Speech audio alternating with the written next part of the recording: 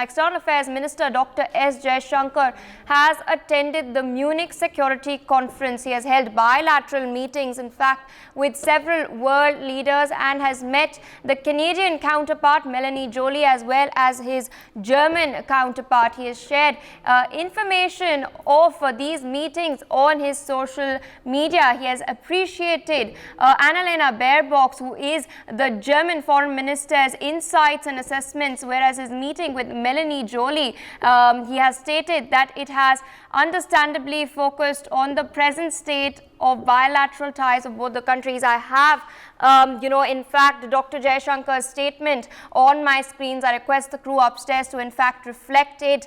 He has, of course, also attached a photograph of meeting both these leaders. I'd like to show the photograph first right here. This is the meeting with the German foreign minister. You can, of course, see the leaders are all smiles. It is, in fact, a meeting that is taking place along with several other top diplomats, and the statement that Dr. Jaishankar has made, that it is, and I'm quoting what he stated, "So good to meet my German colleague, Foreign Minister Annalena Baerbock, on the sidelines of the Munich Security Conference, and a wide-ranging conversation on global challenges and the pathway ahead has taken place. He has appreciated her insights and assessments and has also reviewed preparations for the next meeting of intergovernmental consultations that will take place between India and Germany." So a very positive tone and tenor of Dr. Jaishankar in his statement. And in contrast, let's in fact take a look at what exactly is stated about his meeting with his Canadian counterpart. Right here on your screens, you can see the statement by Dr. Jaishankar. He has stated that he has met his Canadian counterpart, Melanie Joly, on the sidelines of the Munich Security Conference.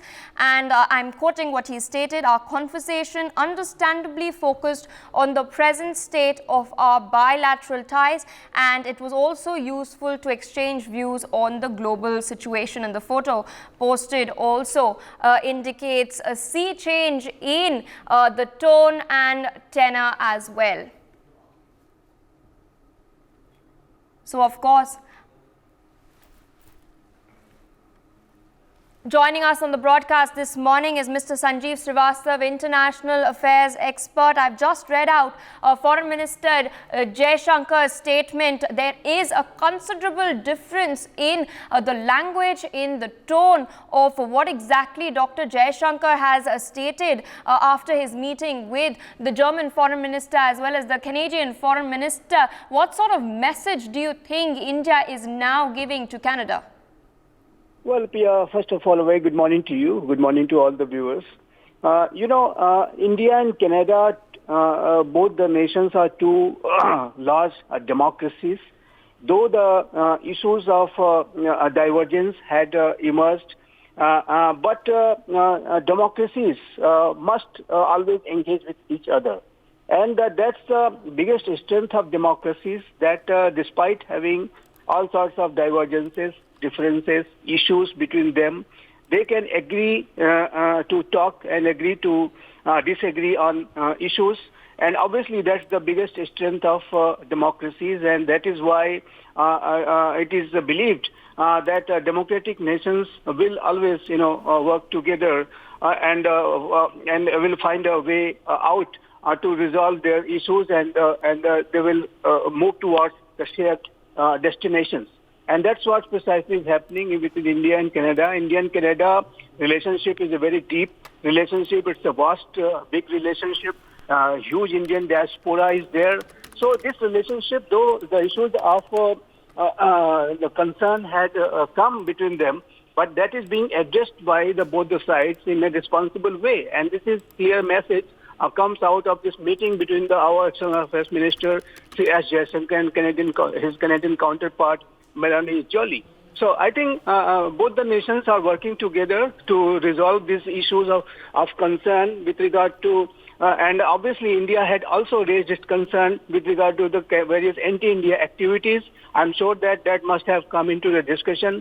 It's Canada's responsibility to take strictest possible action against those anti-India elements in Canadian soil, Canadian territory. And similarly, the kind of concerns which have been raised by Canada, India is obviously will look into this issue and will try to resolve it.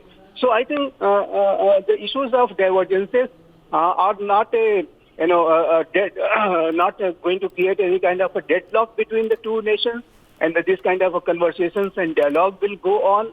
And it's a very constructive message this meeting gives for the entire India-Canada relationship. And I'm sure that both the nations will sail through these difficult times and will find a way out to, establish their normal cooperation and understanding.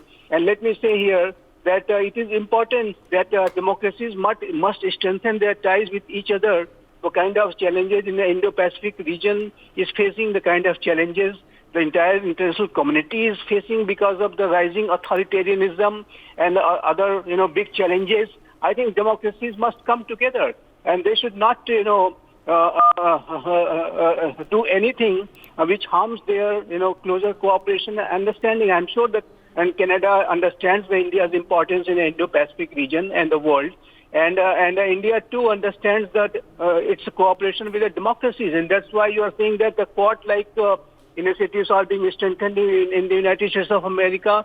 India will also do a lot to strengthen Quad. So I think this kind of initiatives of bringing democracies together are being taken, and being a responsible democracy of the world, Canada must also come together and address the various concerns which are being raised by other democracies. So I'm sure that with this kind of a constructive meeting, further understanding will be developed, and the issues of divergences will be resolved, and both the nations will go ahead towards a better future.